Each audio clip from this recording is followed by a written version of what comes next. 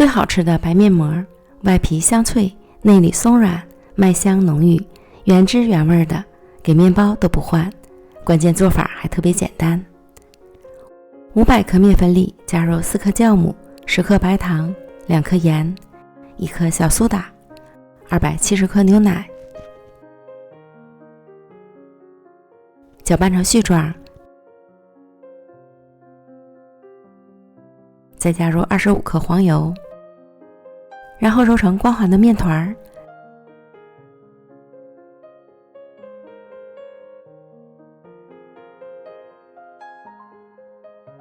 盖好保鲜膜，根据自家室温的情况醒发20到30分钟左右。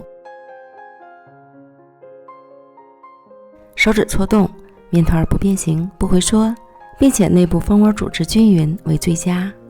这样面团不需要排气，直接移到案板上，按扁，擀成长方形大面饼。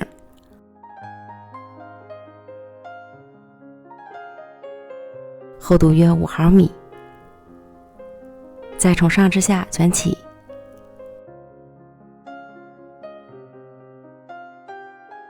整形成粗细均匀的圆柱。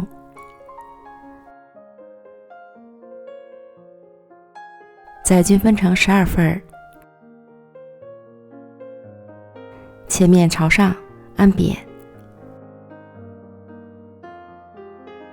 再擀成1厘米厚的圆饼。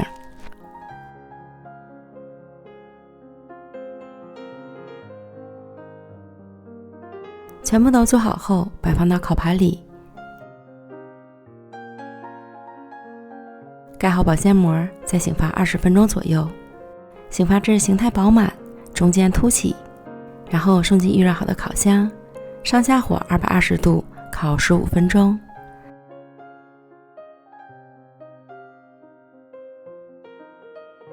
烤至上色满意即可出炉。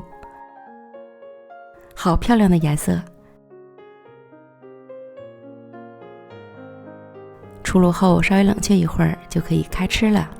刚烤好时，外皮脆脆的，内里蓬松柔软，吃起来麦香奶香都超浓郁，松软还筋道，原汁原味的，真是越嚼越香。你还可以从中间切开，加点肉和菜，分分钟美味的肉夹馍也搞定了，一馍两吃。喜欢的朋友赶快安排起来吧。